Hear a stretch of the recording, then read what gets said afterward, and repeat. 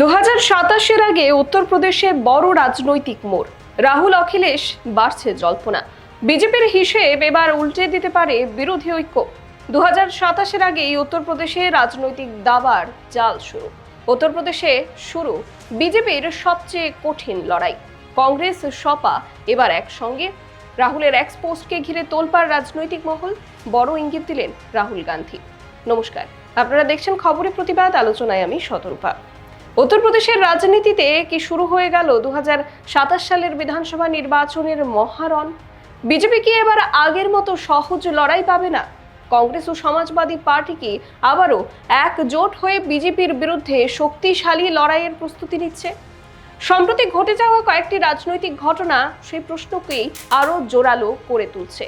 বিশেষ করে অখিলেশ যাদবের জন্মদিনে লোকসভার বিরোধী দলনেতা রাহুল গান্ধীর বার্তাকে ঘিরে নতুন রাজনৈতিক আলোচনা শুরু হয়েছে।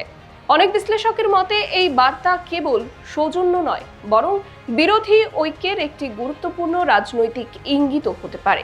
উত্তরপ্রদেশ শুধু ভারতের সবচেয়ে জনবহুল রাজ্যই নয়, জাতীয় রাজনীতির অন্যতম কেন্দ্রবিন্দু। দিল্লির ক্ষমতার পথ অনেকটাই নির্ভর করে উত্তরপ্রদেশের রাজনৈতিক ফলাফলের উপর। তাই 2027 সালের বিধানসভা নির্বাচনকে সামনে রেখে এখন থেকেই প্রতিটি রাজনৈতিক দল নিজেদের অবস্থান স্পষ্ট করার চেষ্টা করছে। বিজেপির কাছেই নির্বাচন মর্যাদার লড়াই, কারণ দীর্ঘদিন ধরে রাজ্যে দলটি শক্ত অবস্থান ধরে রেখেছে। অন্যদিকে বিরোধী শিবিরের লক্ষ্য এই শক্ত ঘাঁটিতেই বিজেপিকে কঠিন প্রতিদ্বন্দ্বিতার মুখে ফেলা। সম্প্রতি সমাজবাদী পার্টির সভাপতি অখিলেশ যাদবের জন্মদিনে রাহুল গান্ধী শুভেচ্ছা জানিয়ে বলেন, সামাজিক ন্যায় প্রতিষ্ঠার লক্ষ্যে পিডিএর সহযোগিতায় একসঙ্গে কাজ করার প্রত্যাশা রয়েছে। রাজনৈতিক পর্যবেক্ষকদের একাংশ মনে করছেন এই বার্তা ভবিষ্যতের রাজনৈতিক সমন্বয়ের ইঙ্গিত হতে পারে, কারণ সাম্প্রতিক সময়ে বিরোধী শিবিরে আসন বন্টন নিয়ে নানা জল্পনা চলছিল।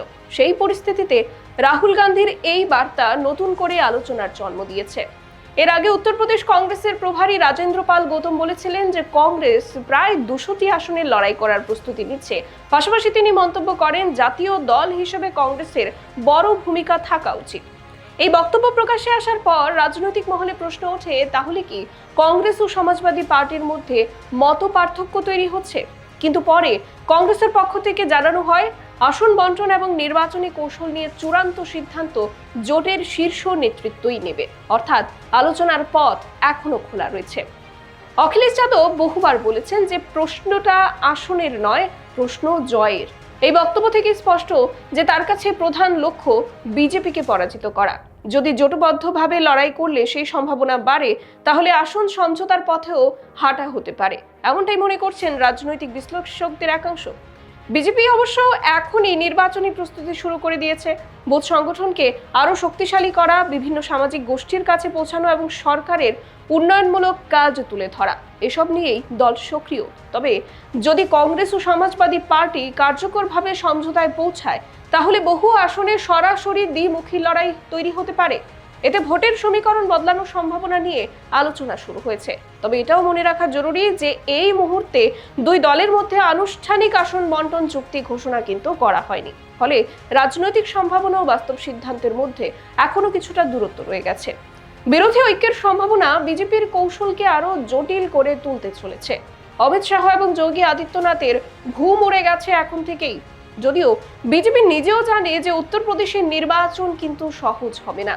একইভাবে বিরোধী শিবিরও জানে শুধুমাত্র জোট করলেই জয় নিশ্চিত হয় না। সংগঠন, প্রার্থী নির্বাচন, প্রচার এবং ভোটারদের আস্থা সবকিছুর উপরেই ফলাফল নির্ভর করবে।